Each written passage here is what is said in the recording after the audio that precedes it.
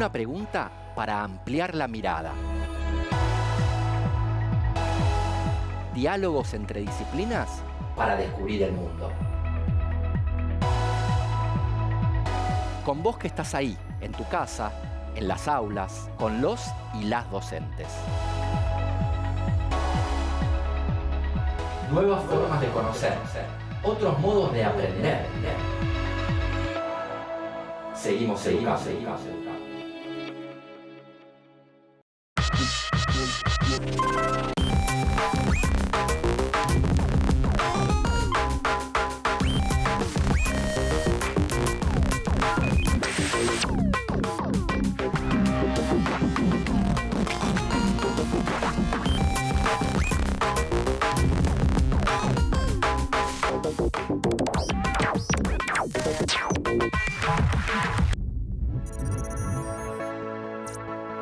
Hola, soy Andrés Riesnik y hoy, junto con Ana, profesora de Educación Sexual Integral, y Lucas, profesor de Matemática, nos preguntamos: ¿se puede medir la desigualdad de género?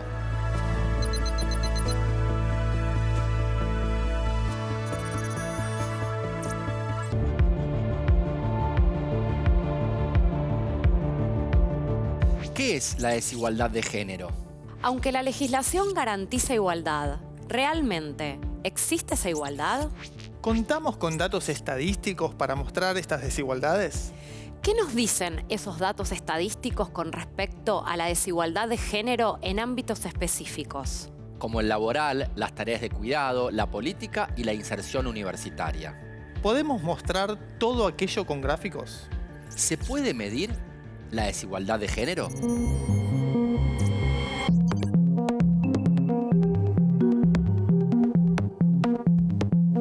Podemos marcar una diferencia entre el sexo biológico de las personas y el género, ¿no es así? Sí, mientras que el primero se refiere a características biológicas que portan las personas al momento de su nacimiento, el género es una construcción basada en mensajes, estereotipos y expectativas que la sociedad asigna de manera diferenciada a varones y mujeres. Y estos estereotipos son limitantes tanto para unos como para otras. Porque los varones también quedan condicionados con estos estereotipos que no les permiten expresar ni concretar deseos y emociones. Por ejemplo, a muchos de ellos les es imposible acompañar la crianza de las hijas e hijos en los primeros tiempos de vida, ya que en la mayoría de los casos no cuentan con licencia de paternidad en el ámbito laboral. Sin embargo, a lo largo de la historia, las mujeres fueron las que se vieron más perjudicadas al verse imposibilitadas de acceder a determinados bienes culturales, económicos y políticos. En el último tiempo, y gracias al trabajo constante y significativo de muchos colectivos sociales, esto está en transformación. Vemos como consecuencia distintas leyes que regulan los contratos sociales de modo de evitar desigualdades. Pero en la práctica real y cotidiana hay desigualdades que siguen sosteniéndose. ¿Estas desigualdades pueden medirse? Sí, desde la matemática vamos a analizar distintos modos de organizar la información estadística a partir de diferentes gráficos y tablas. O sea, vamos a contar con datos estadísticos que nos muestren todo esto. Y en 4 ámbitos: el laboral, el que atañe a las tareas del cuidado, el de la participación política y el de la inserción universitaria. Y todo ello lo vamos a trabajar con una mirada puesta en la educación sexual integral, que propone abordar la sexualidad en un sentido amplio y que incluye, entre otras cosas, las inequidades de género que existen en nuestra sociedad. Gran clase tendremos hoy.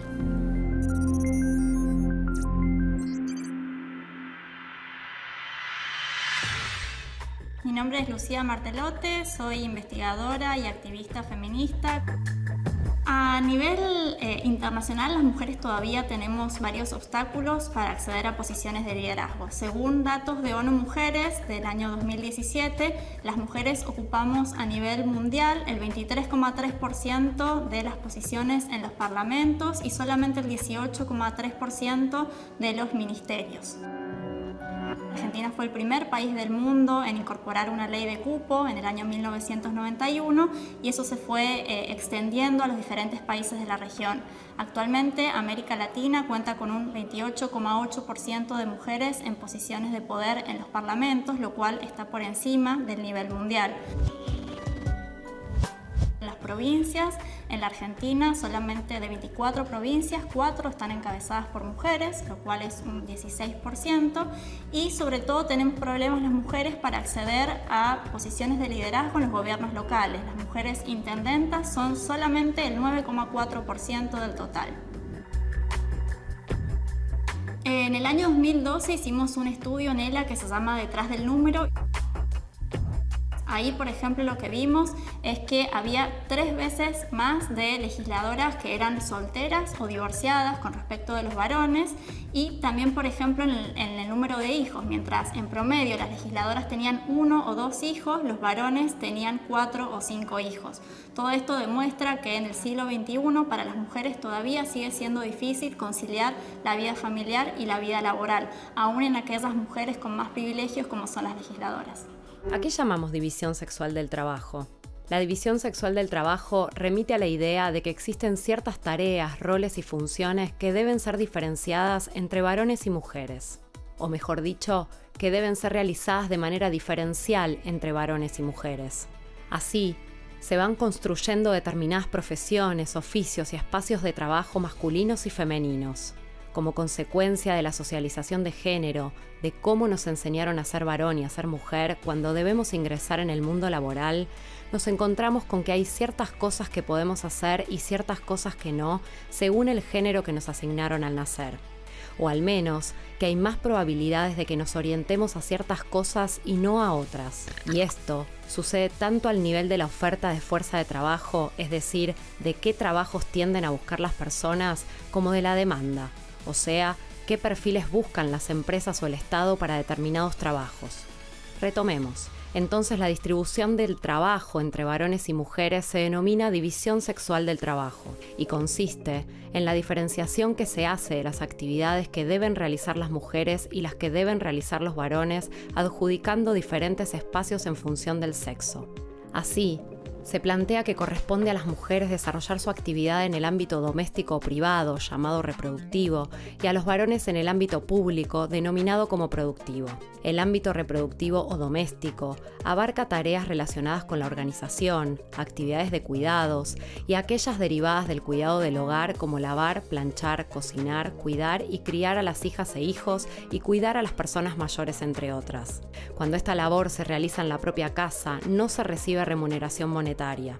A pesar de que este trabajo constituye un aporte al bienestar de la familia y de la sociedad en su conjunto, es una tarea que carece de valoración social y económica. El trabajo del ámbito productivo o público abarca las tareas relacionadas con la vida económica, política y social. Espacio ocupado y adjudicado hasta hoy mayoritariamente para y por los varones.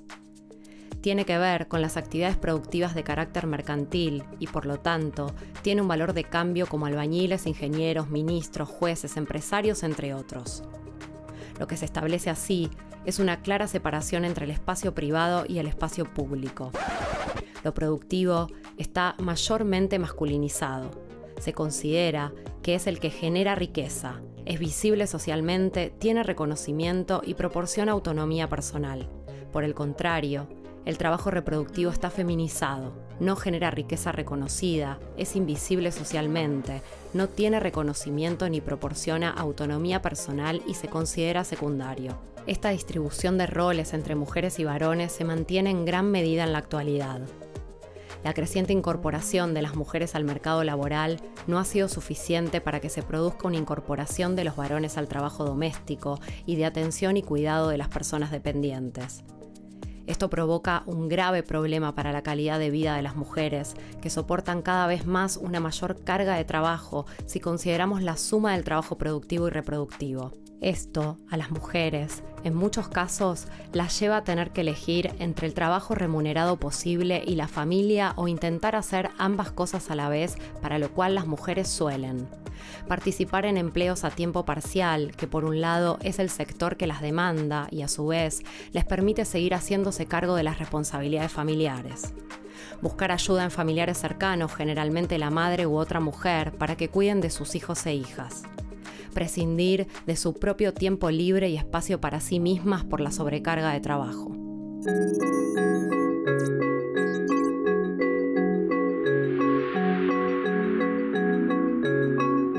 Es importante saber que esta división sexual del trabajo no implica únicamente que haya ciertos trabajos femeninos y otros masculinos. Exacto. Esta división del trabajo implica también una división y una jerarquización en términos de la valoración social que se hacen de esos trabajos y esas tareas. ¿Qué quiere decir esto? Que la sociedad está estructurada de manera desigual entre varones y mujeres, inclinando la balanza en favor de los primeros. Por ello, los trabajos que presentan mejores condiciones y son más valorados socialmente son los masculinos, o sea, pagan mejor y ofrecen mayores seguridades. Por lo general, las mujeres debemos realizar esfuerzos importantísimos y elaborar estrategias muy complejas para acceder a los trabajos asignados históricamente a los varones. Y aún accediendo, se enfrentan con dificultades como que se les pague menos por la misma tarea que los varones, o que tengan menos posibilidades de crecer o de ascender en sus trayectorias laborales. La desigualdad de género está presente en múltiples aspectos de la realidad social, siendo el mercado de trabajo una de las dimensiones donde la posición desventajosa de las mujeres se manifiesta con una intensidad insoslayable. Esta situación plantea un desafío permanente para el Estado y la política pública, pero también para las y los actores sociales que integran este espacio, es decir, trabajadores y empleadores y sus correspondientes organizaciones. El nivel de participación laboral de las mujeres está directamente relacionado con el rol asignado en la división sexual del trabajo. Se observan diferencias muy significativas entre regiones del país. Por ejemplo, en los aglomerados más grandes, la participación de la mujer es superior a la que se registra en los más pequeños. Otro dato importante es que la desocupación afecta más a las mujeres que a los varones, sin importar la edad o el nivel educativo. También, la duración del desempleo es más prolongada en las mujeres que en los varones. ¿No es así? Sí, y eso se relaciona con el rol ocupado por unos y otras, tanto dentro como fuera del hogar. Y en el caso de las mujeres que sí están ocupadas, que tienen empleo, las mujeres ocupadas se concentran en el trabajo en casas particulares, la enseñanza y los servicios sociales y de salud.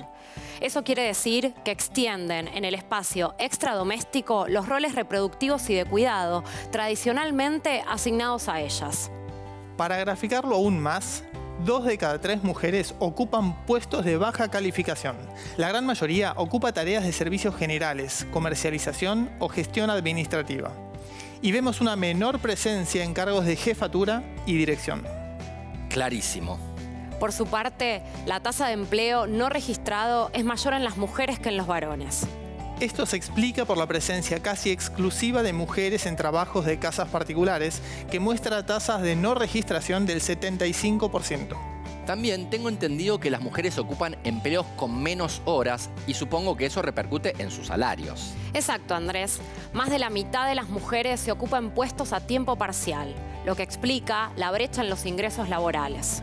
En efecto, el ingreso mensual de las mujeres es del 75% respecto del de los varones. ¿Tenemos datos para mostrar esto? Claro, y algunos de ellos son muy elocuentes. Es cierto que en la última década las tasas de participación de las mujeres en el mercado de trabajo de la Argentina crecieron significativamente. Pero su tasa de empleo sigue siendo más baja que la de los varones. Según la encuesta permanente de hogares de 2017, un 43,1% para las mujeres y un 66,3% para los varones. Mucha diferencia. Sí, por otra parte, podemos observar que son numerosos los hogares donde las mujeres son el principal sustento económico, ya sea por tratarse de hogares monoparentales o por ser la mujer el principal ingreso frente a un varón desocupado o subocupado, o en hogares en el que el ingreso de ambos es imprescindible para el sostén. Es claro que las implicancias de esta situación exceden el ámbito de lo laboral y repercuten al interior de los hogares. Y al restar independencia a las mujeres, se contribuye a reproducir relaciones de género que las subordinan. La posibilidad que tienen los varones de acceder a empleos mejor pagos o de mayor reconocimiento está vinculado con la manera de organizar las tareas dentro del hogar. Para que alguien pueda salir a trabajar fuera del hogar en esas condiciones, hay alguien que se ocupa de las tareas de cuidado. ¿Quién es? por lo general las mujeres. Estas tareas incluyen la limpieza y el cuidado de la ropa, el mantenimiento del hogar, la preparación de las comidas y las tareas de crianza.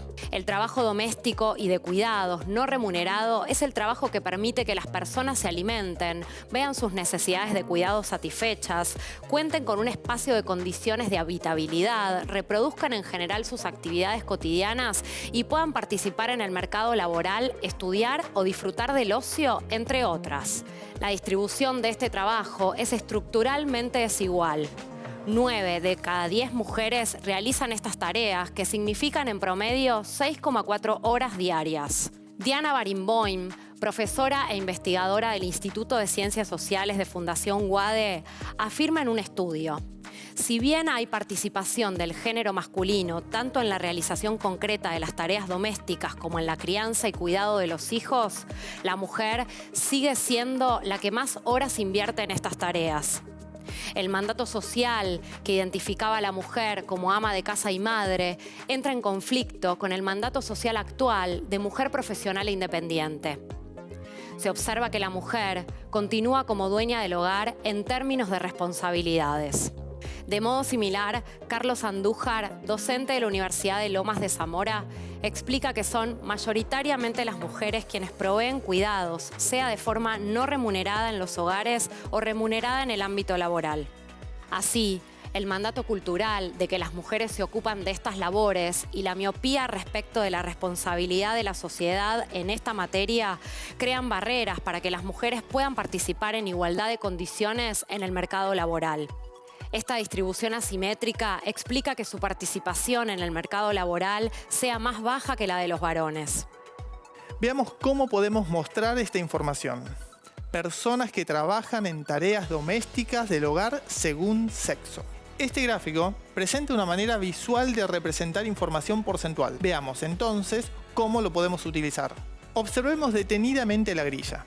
En ella se pueden observar 10 cuadrados a lo ancho y 10 a lo alto. Esto quiere decir que hay un total de 10 por 10 cuadrados, es decir, 100. El número 100 es un número especial porque al calcular el porcentaje, una parte de cada 100 representa exactamente el 1%. De esta manera, en este gráfico, sin un solo número podemos sistematizar información. Observar que cada fila tiene 10 cuadrados, y si cada uno representa un 1%, entonces cada fila completa representa un 10%. Sabiendo esto, y solo mirando el gráfico, ¿qué nos dice en relación con las personas que realizan tareas en el hogar? Podemos decir que está indicando que el 73% de las personas que realizan estas tareas son mujeres. O lo que es lo mismo, si tomamos una población aleatoria de personas que realizan tareas en el hogar, cerca de 73 cada 100 serán mujeres. ¿Cuántas más mujeres que varones? El gráfico nos da una idea bastante clara respecto de cuánto es esto. Este reparto desigual de las tareas domésticas entre varones y mujeres podría asociarse a las desigualdades vistas anteriormente en la composición del mercado del trabajo. También incide en que tengan trabajos más precarios, que implican a su vez una mayor desprotección social. Por ejemplo, no tener acceso a una obra social y en un futuro tener una mayor dificultad para acceder a una jubilación por no tener aportes. Las mujeres presentan mayores niveles de desocupación, ganan menos, por consiguiente son más pobres. Y recuerden, eso que llaman amor es trabajo no pago.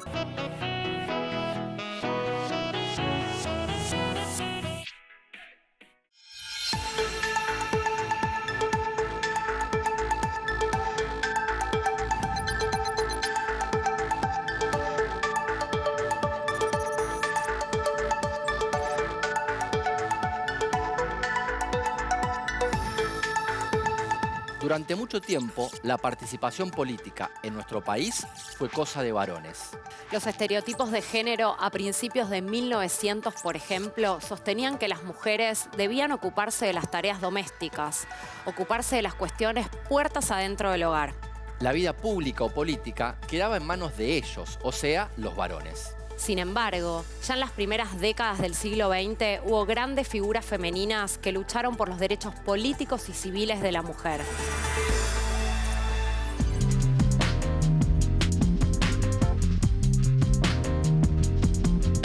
Durante muchas, pero muchas décadas, el acceso de las mujeres a los estudios universitarios estuvo vedado. Así es, y eso puede verse desde muchas aristas, tanto explícitas como implícitas. ¿Cómo sería eso? Bueno, una explícita es por qué se les prohibía, valga la redundancia, explícitamente la entrada a los espacios universitarios. ¿E implícita?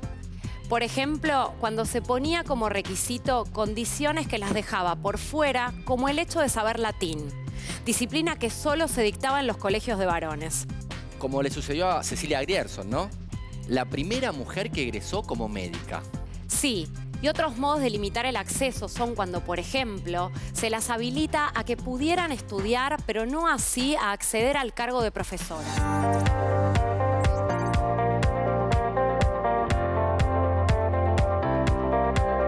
En la actualidad, el acceso a la universidad quizá depende más de una situación de clase que de género, en la medida que vemos que hay gran cantidad de mujeres y estudiantes y egresadas en distintas universidades del país.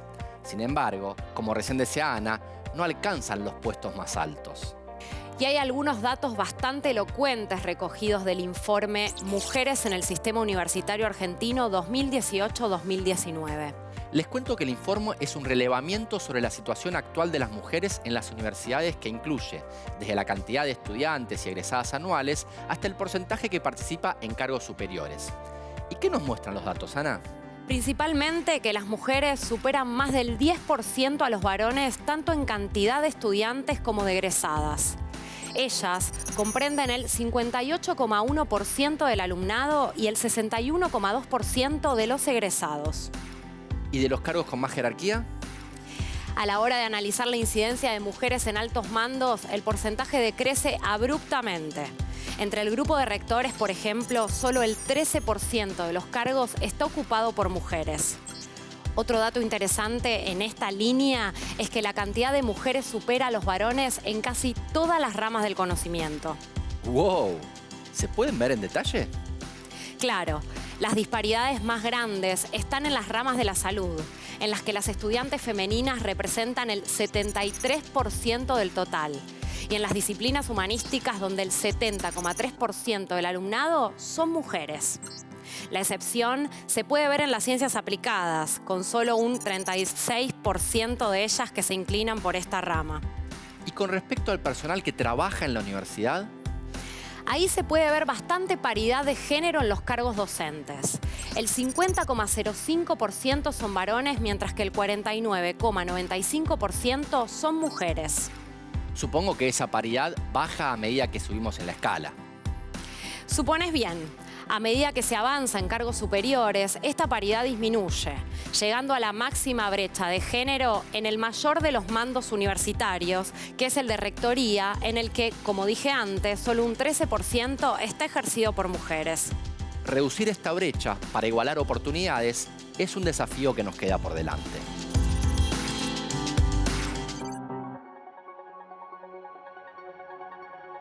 Te quiero mostrar cómo podés usar la variedad de gráficos para representar los datos que estuvimos viendo. Vamos a empezar con el ámbito político.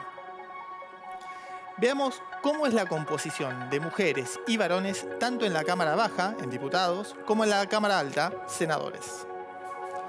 Las tortas. Los gráficos de torta manifiestan el porcentaje de alguna parte respecto del total. La torta entera representa el 100%. Y con colores se indican porciones de las partes. En los casos propuestos se indica el sexo de sus integrantes. La simetría de un círculo permite observar fácilmente cuál es el sexo que se ve favorecido en cada cámara. Veamos esa misma información, pero en una tabla. ¿Tendrá sentido pensar en un solo gráfico de torta con 4 porciones en las que se indiquen los valores de la tabla? La respuesta a esta pregunta es no.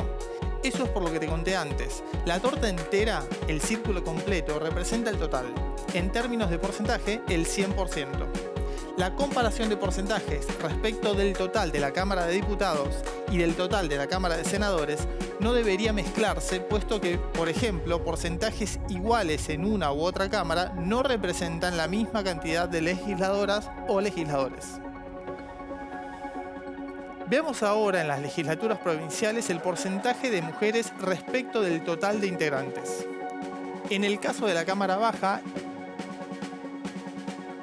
y en el caso de la Cámara Alta. ¿Qué tenemos acá? Gráficos de barra.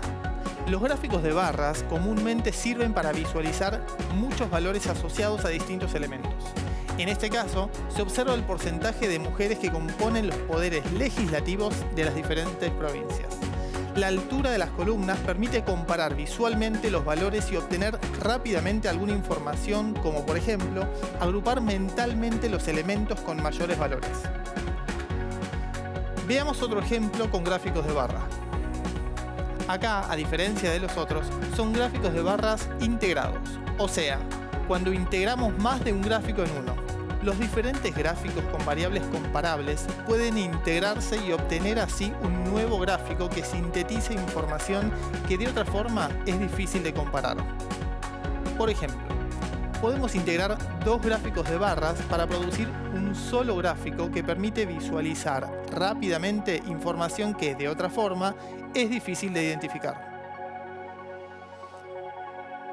Veamos ahora cómo es el porcentaje de mujeres en la Cámara de Diputados de la Nación desde los años 1993 al 2019.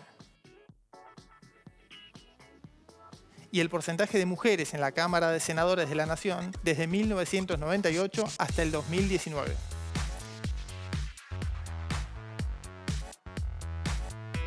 Estos son gráficos de líneas.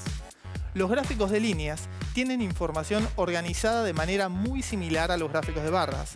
La diferencia es el efecto visual que produce la línea que da una noción temporal. Los gráficos de línea suelen utilizarse para casos en donde una de las variables consideradas es el tiempo. La lectura suele realizarse de igual manera que la lectura de textos en español, de izquierda a derecha. Veamos datos similares, pero en el ámbito universitario. Por ejemplo, si queremos medir la distribución de cargos según género en universidades nacionales del año 2019, vamos a utilizar estos gráficos de torta. Se divide en docentes universitarios, docentes preuniversitarios, no docentes y autoridades superiores. Y en cada uno se ve la proporción de varones y mujeres. Como dijimos antes, cada torta representa el 100%. Veamos ahora cómo sería la distribución de cargos en la universidad, pero esta vez por categoría y por género. Esto es del año 2019. Lo que vemos es qué porcentaje de mujeres y de varones ocupó cargos de rectorías, de vicerrectorías, de secretario o secretaria universitaria, de decano o decana, de vicedecano o vicedecana. Sí, como vemos, la brecha entre varones y mujeres es bastante alta. Ahora veamos la participación de las mujeres en carreras de grado y posgrado del año 2018. En este caso, vemos un gráfico de barras integrado. Está dividido también por regiones. ¿Y la distribución de estudiantes nuevas inscriptas y egresadas mujeres según disciplinas? Este gráfico de barra considera el año 2018 y, como ven, en cada disciplina se observa la distribución de estudiantes nuevas, inscriptas y egresadas. Bien, no pueden negar que la explicación quedó bien gráfica.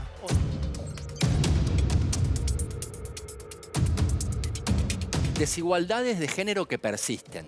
Que se ven en el ámbito laboral, de cuidado, en la política y en la inserción universitaria. Con datos que corroboran esas desigualdades y que mostramos en tablas y gráficos. Aprendimos cómo se usan cada uno de esos gráficos. De tortas, de barras y de líneas. Gracias a esos análisis, pudimos ver con más claridad la distribución por género de bancas en el Congreso y la distribución de las mujeres en las distintas disciplinas universitarias. Menos mujeres en los cargos más altos. Más mujeres en puestos pauperizados. Más mujeres con sobrecarga de actividades. Que la matemática sea una herramienta para mostrar las desigualdades suma, pero que las desigualdades continúen, definitivamente, resta.